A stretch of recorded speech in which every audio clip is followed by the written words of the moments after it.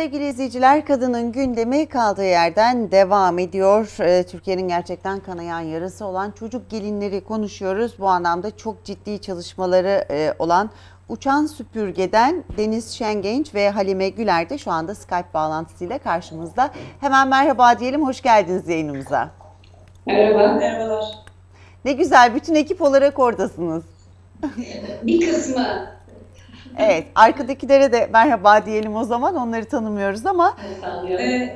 Onlar duyamıyorlar kulaklık olduğu için. İşte merhaba diyorlar. Peki çocuk gelinlerle ilgili çok ciddi çalışmalarınız var biliyorum ve çok uzun süredir devam ediyor farkındalık yaratmak adına. Neler yapıyorsunuz? Aslında 2003 yılından bu yana çocuk gelinlerle ilgili olarak Türkiye'de önce bütün illerdeki kadın örgütleriyle ve kadınlarla buluştuk ve kadınlar bize yaşadıkları hayatları anlattıkları zaman biz de gördük ki gerçekten böyle bir sorun var. Bu şu demek, nasıl Sevim Hanım'ı şimdi dinledik, farkındalığı arttı, bu bilgilendirmeleri ve kendisi hem kitabıyla hem yaşamıyla kendisini anlattı. Biz de o kadar eski bir tarihte kadınları dinledik. Sonra bunlarla ilgili olarak önce yasal olarak ne yapabiliriz?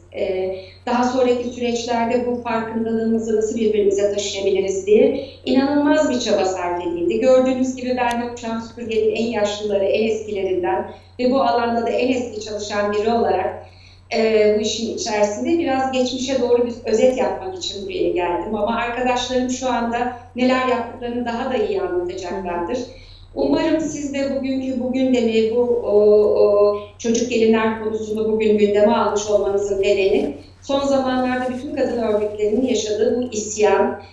Çünkü biliyorsunuz mecliste tekrar 103. madde dediğimiz çocuk yaşta evlendirilenlerle bu hukuksuz olan bir durumu aslında tekrar hukuksuz hale getirmek için uğraşılan bir yasa teklifleri üzerine çalışılıyor. Oysa Uçan Süpürge bu farkındalığı yalnız kadın örgütlerine değil, yeni çalışma alanlarında bu alanda çalışacak olan kadınlara değil, aynı zamanda devletin en üst yetkililerine de taşıdı. Çünkü çareyi birlikte arayacağız. Bu olayı bütüncül olarak görmek istediğimizi dile getirdik. Ne yaptık? Biliyorsunuz mecliste daimi komisyon olarak KEPEK var, Kadın Erkek Fırsat Eşitliği Komisyonu.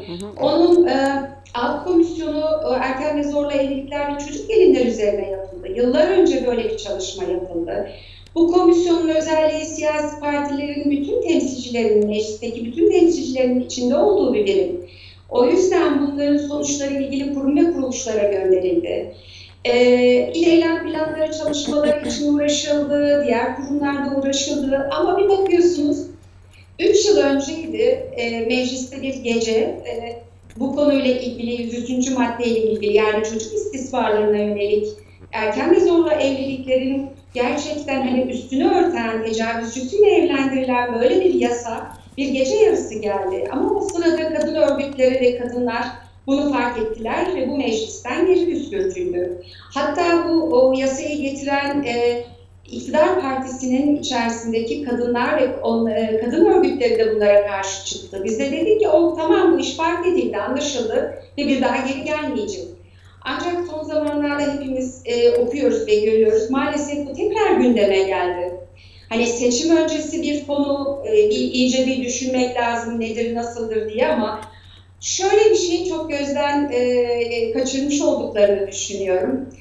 Yine nasıl Sevim Hanım hayatını kendisi sorguladı, farkındalığı arttı ve bunu paylaştıysa, 3 yıl önce de böyle bir yasada kadınlar ve kadın örgütlerine ve çocuklar üzerine nelere mal olabileceğini aramızda konuştuk ama o 3 yıl süresi içerisinde artık kadınlar ve kadın örgütleri yine eskisi gibi yine bir araya geldiler. Birlikte nasıl güçlenelim, birlikte neler yapalım dediler. Her gün her yerde şu anda platformlar, toplantılar yapıyor. Evet. Atladıkları şey bu bilgi ve bu farkındalık bu 3 yıl içerisinde herkeste çok fazlasıyla arttı. Bunun tekrar meclise gelmemesi gerektiğini, tekrar bunun bir an önce çekilmesi gerektiğini düşünüyoruz. Arkada da gördüğünüz gibi Uçan Süpürge'nin bu deneyim ve tecrübesi her zaman için bütün örgütlerle paylaşılan bir deneyim, tecrübe olduğu için platformlar, etkinlikler, kadın örgütlerinin başka bölgelerde yaptıkları çalışmalar, hepsini bir bütün olarak görüyoruz. Ve biz diyoruz ki eğer gerçekten çocuk gelinler, erken ve zorla evlilikleri hükümet ben bunu durduracağım ya da azaltacağım ya da hakikaten ortadan kaldıracağım diye iyi bir niyeti olsaydı bu iş ortadan kalkardı.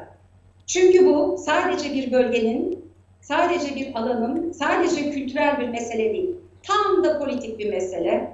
Niyeti olmuş olsaydı kesinlikle bu iş ortadan kalkacaktı. Biz bunu çok somut olarak yaşadık ve biliyoruz. Evet. Peki farkındalık arttı dediniz. Evet, bir sürü kadın platformları da bu anlamda farkındalık da yaratmak için ellerinden geleni yapıyorlar ama peki oranlara baktığımızda bu farkındalıkla doğru orantılı ilerliyor denilebilir mi?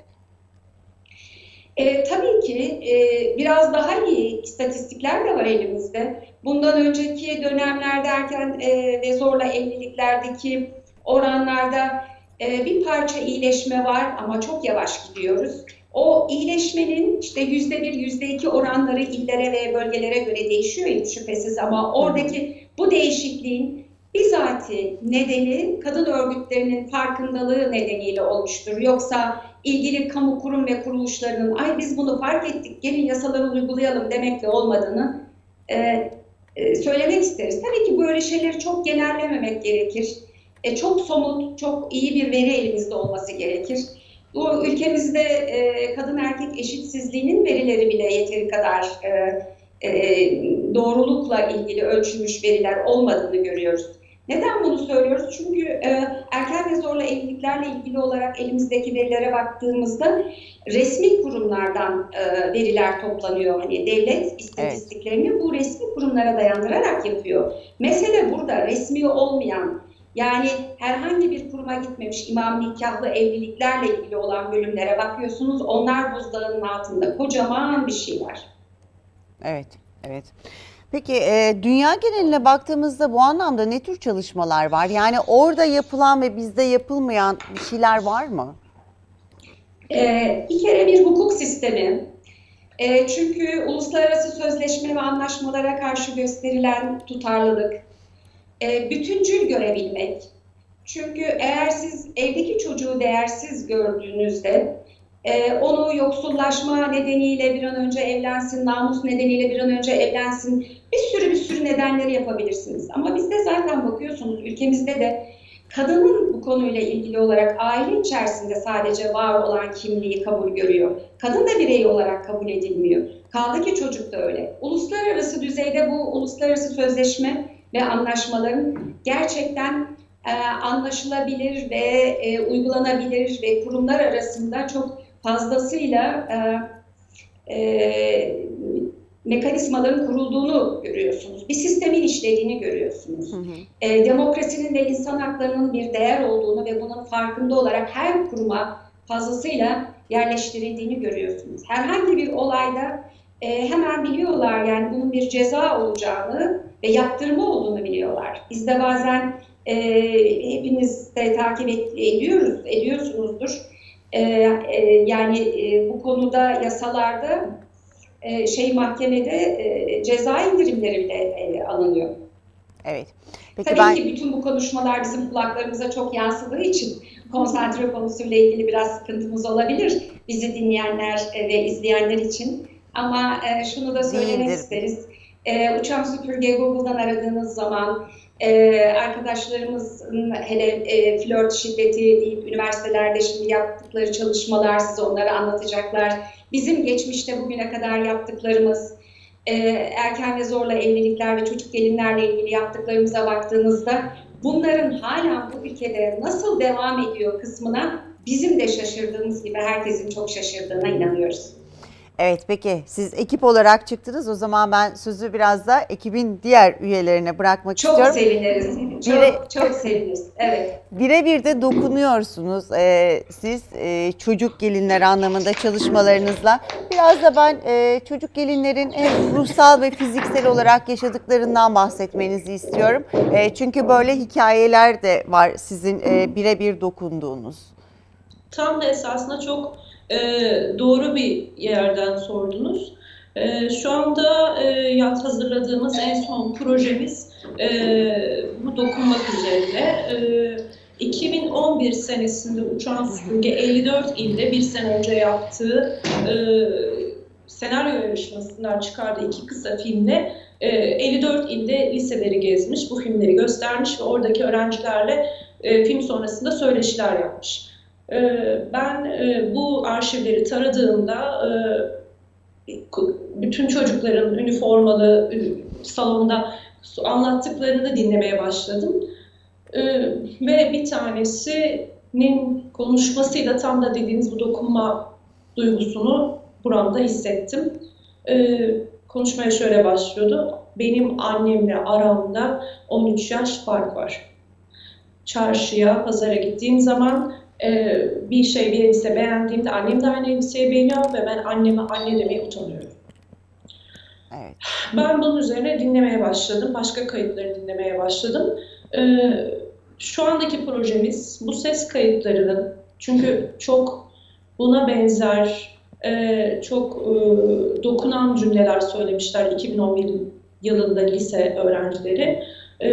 Kendi hikayelerini, annelerinin veya büyük annelerinin hikayelerini de anlatmışlar. Bir tanesi ağlıyor salonda. Adını veremiyorum ama şu anda salonda arkadaşlarımdan bir tanesi kaçarak evlenmek istiyor. Lütfen gitme, okuluna devam et deyip ağlıyor.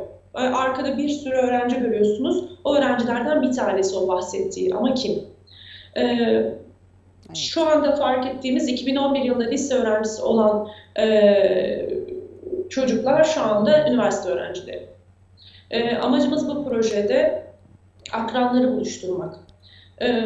Şu anda 5 üniversite gezdik Ankara'da. Flör şiddeti üzerine ve erken yaşta zorla evlilik üzerine sunumlar yapıyoruz.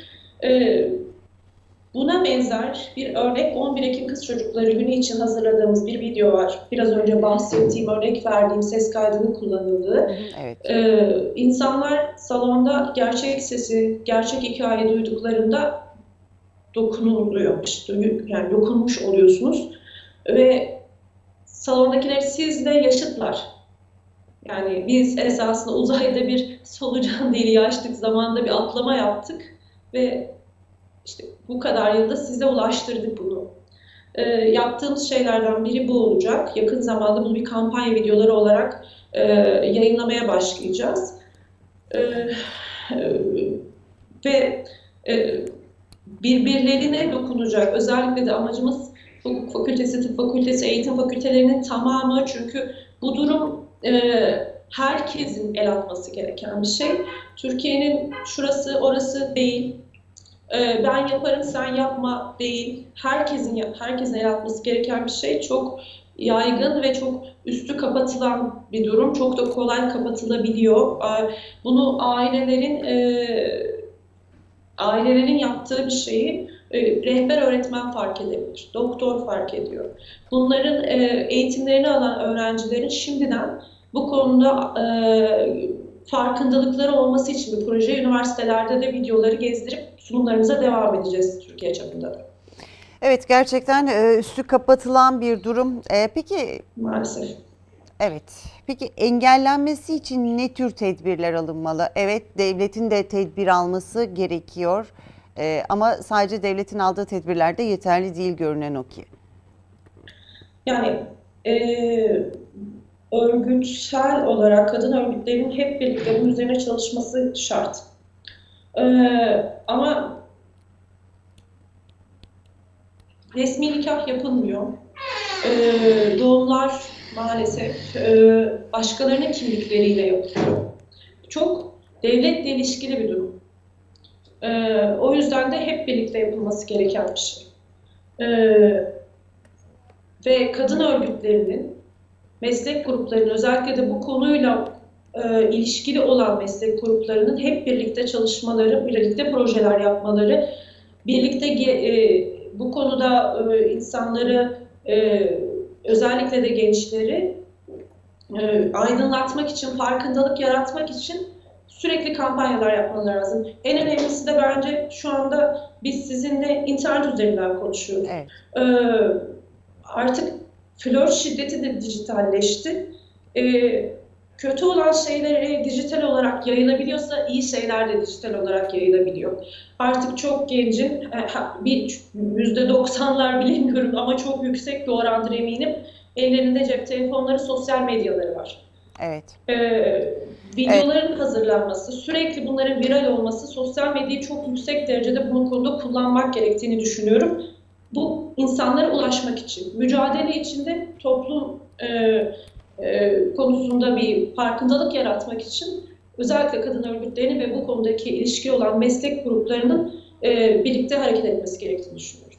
Kesinlikle katılıyorum. Az önce flört şiddetinden de bahsettiğiniz ikinci bölümümüzde programında flört şiddetine de değineceğiz. Çünkü o da gerçekten ciddi bir farkındalık yaratılması gereken konulardan biri. Peki yanınızda bir arkadaşımız daha var. Evet. Merhaba. Merhaba. Siz ekibe dahilsiniz ama sizi de tanıyalım. Merhaba, öncelikle iyi yayınlar. Çok teşekkürler. İsmim Cansu. Uçan Süpürge'de gönüllü olarak çalışıyorum. Aslında çalışmıyorum. Uçan Süpürge biraz benim okulum gibi. Deniz Hanım ve Halim Hanım hocalarım.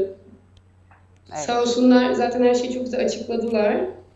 Peki ben sizin de görüşlerinizi almak isterim. Çok genç bir kadın olarak çocuk gelinler için siz ne düşünüyorsunuz?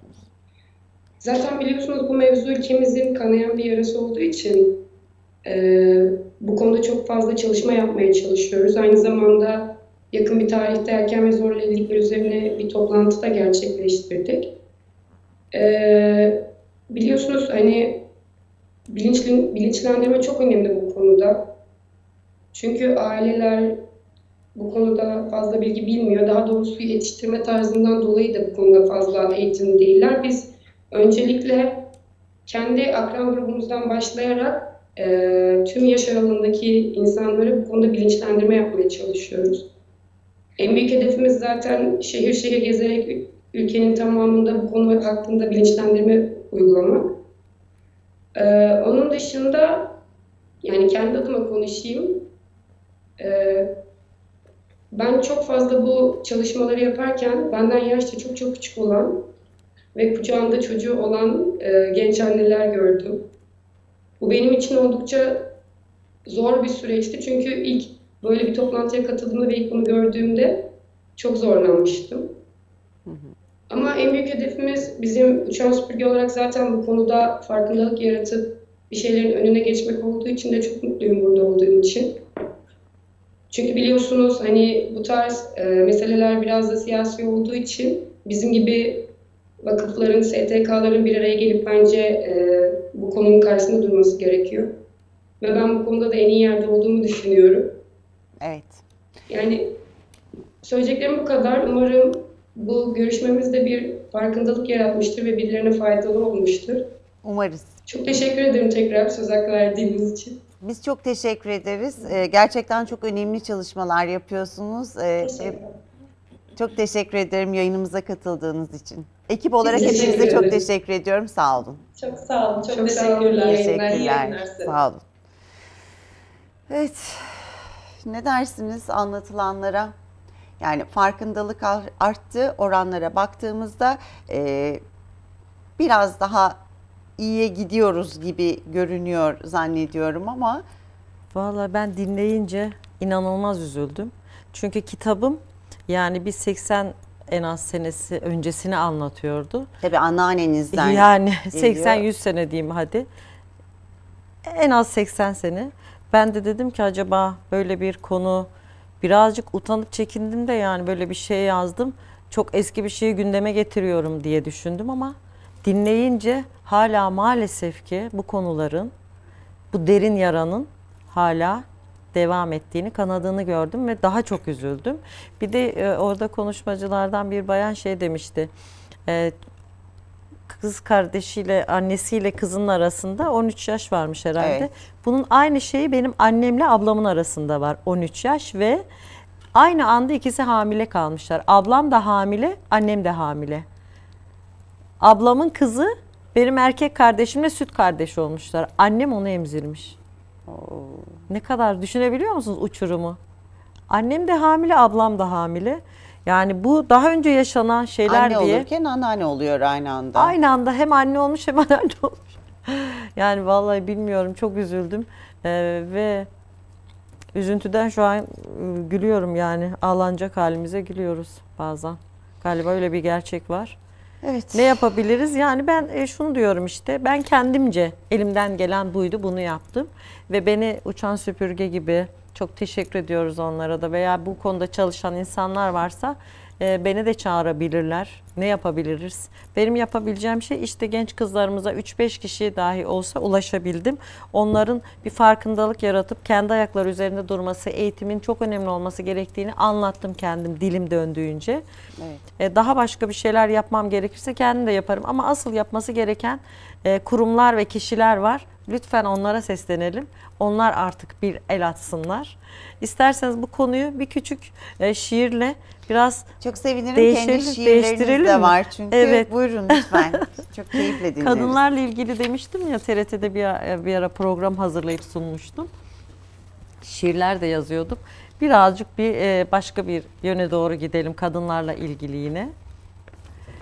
Bir kadın durur orada bir yerde. Gün batımı gibi solgun rengi, cilasız tırnakları, kuzguni simsiyah saçları. Derin bir kuyu sanki, kömür karası gözleri. Bir kadın durur. Gökyüzü ile toprak arasında, gündüzü geceye taşır sırtında.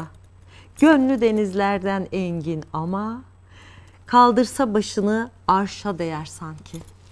Sır dolu dehlizleri, ne var avuçlarında bilinmez. Sevdası başından aşkın ya, vay haline. Yüreği yangın yeri, sert rüzgarlar, derya denizler bile nafile.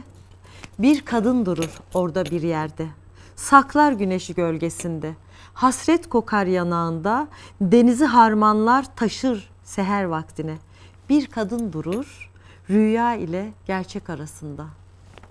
Çok güzel. Ağzınıza, kaleminize sağlık. Sağ olun, teşekkür ederim. Gerçekten çok güzelmiş. Sağ olun. Evet, süremiz çok az kaldı. Ben birazcık daha kitaba dönmek istiyorum. Aslında kitaba dönmeden önce şey demiştim. Anneanneniz çok erken evlenmiş, anneniz çok erken evlenmiş. Evet. Bu anlamda size annenizin bir mottosu oldu mu? İşte sakın belirli bir yaşa gelene kadar evlenme, işte önce eğitimin bitmeden asla evlenemezsin gibi yaklaşımlar oldu mu annenizin? Öyle bir şeyler olmadı. Annemin de çok olmadı ama zaten o ailenin içine doğunca doğruyu yanlışı görüyorsunuz. Yani anneniz babanızdan 35 yaş küçük. Adamcağız öksürüyor, aksırıyor, hasta. Yani biz 10 yaşlarında kendimizi bildiğimiz zamanlarda babam 70 küsürlü yaşlardaydı. Yani görüyorsunuz, kendi başınızın çaresine bakmanız gerekiyor. Ama annem evlenirseniz de tamam dedi. Yani bir kadındı. Belki de çocuk yaşta evlenip bir de annesiz büyüdüğü için çok engin başlı bir kadındı. Nasıl isterseniz onu, ama sevdiğinizle evlenin derdi her zaman için. Belki onun da gönlünde birisi olmuştur ama bilemeyiz. Belki ona fırsat bulamadı, bilemiyorum yani. Sırlarla dolu bir kadındı. Allah rahmet eylesin. Bana tembihi sadece okumam yönünde olmuştu. Evlilikle ilgili sevdiğinle mutlaka evlen dedi. Ben 21 yaşında ben de erken bir evlilik yaptım. Yanlış bir evlilikti. Onu da daha sonra öğrendim ve ayrıldım mecburen. Ama İşte yine kendi ayaklarım dolaşıyoruz, üzerinde yine kendi durmadan, ayaklarınızın evet, üzerinde belki durduğunuz için için belki de öyle bir ayrılabildim. cesaret gösterebildiniz. Evet, yoksa belki de ayrılamazdım. Belki de şiddet de yaşadım. Şiddetten dolayı bir sürü sakatlık ya da ölüm, her şey olabilirdi. Bunlara da maruz kaldım maalesef. Bunu da ilk defa söylüyorum ama yaşandı yani bunlar. Bunu anlatmamanın, gizlemenin bir anlamı yok diye düşünüyorum. Keşke yaşanmasaydı. Çünkü insan sevdiği bir insanla bir adım atıyor yeni bir şeye, yuvaya. Keşke orası gerçekten umudumuzun beslendiği, gerçekten yeşerdiği umutlarımızın bir yer olsaydı ve kalsaydı. Evet. Ayrıca bir de şiddete maruz kalmak için ev kadını olmak, paranızın olmaması ya da hiç. eğitiminizin olmaması gibi şeyler de yeterli değil. Kesinlikle değil. Yani kadın olmak yeterli galiba, değil mi? Türkiye'de diyelim, Türkiye'de galiba. Yani diğer ülkelerde de %100 var da eğitim seviyesi erkeklerimizin de çok düşük olduğu için kadınları biraz kompleksli buluyorum, Türk erkeklerin bir kısmını. Tenzih ediyorum tabii ki, kendi ayakları üzerinde durup da medeni kadınları takdir eden erkekleri tenzih ederek kadınlara şiddetle güç uygulayarak kendilerini daha güçlü olduğunu sanıyorlar. Halbuki ne kadar zavallılar. Evet, doğru. Peki süremizin sonuna geldik. Artık buradan izleyicilerimize bir şeyler söylemek ister misiniz? Ya da kitabınızla ilgili gerçekten siz de farkındalık yaratmaya çalışmışsınız. 3-4 tane de örnek verdiniz aslında. Çok da güzel de insanlara dokunmuşsunuz. Evet. Genç kızlara da örnek olmuş aslında kitabınız. Vallahi senaryo da yapalım dediler. Belki filme de çekebilecekler. Bir iki arkadaşım çok ilgilendi. Kitabın amacı işte uçan süpürgedeki sağ olsunlar, var olsunlar. O insanlar gibi tek çabamız genç kızlarımızın daha iyi bir yere gelip yanlış evlilikler yapmadan bilinçli bir şekilde iyi bir yerlere gelmesi ve bu kötü örnekleri ben gösterdim ki kendi ayakları üzerinde durup en azından ben de böyle bir örneğim, mesela yanlış bir evlilik yapmıştım ama işim gücüm olmasaydı belki ben de devam edecektim ömrümün sonuna kadar. Özgürlüğüme kavuştum. Kendi ayaklarım üzerinde durdum. Ekonomik özgürlüğüm vardı. Belki de bunlar olmasaydı ben şu anda sizinle bu konuşmayı da yapamazdım. Evliyken beni tanıyan insanla ayrıldıktan sonraki tanıyan arkadaşlarım dediler %100 farklı bir insan. Sen yüzümüze bakıp konuşmuyordun, böyle bakıp konuşuyordun dediler. Ben de bunun farkında değilmişim. Onlar beni aydınlatıp bana anlattılar. Onun için kitabımla ilgili ve insanlara tek söyleyeceğim şey kadınlar, kadınlar, kadınlar. Her şey kadınların eliyle yükselecek, yücelecek. Hatta şu anda Türkiye'nin durumunu dahi ancak kadınlarla belli bir yerlere götürebiliriz diyorum. Kadınlardan yana çok umutluyum. Peki. Ben de çok teşekkür ediyorum Ben geldiğiniz teşekkür için. Çok ederim. sağ olun. Sağ olun. Evet sevgili izleyiciler, kısa bir aradan sonra ikinci bölümümüzde flört şiddetini konuşacağız.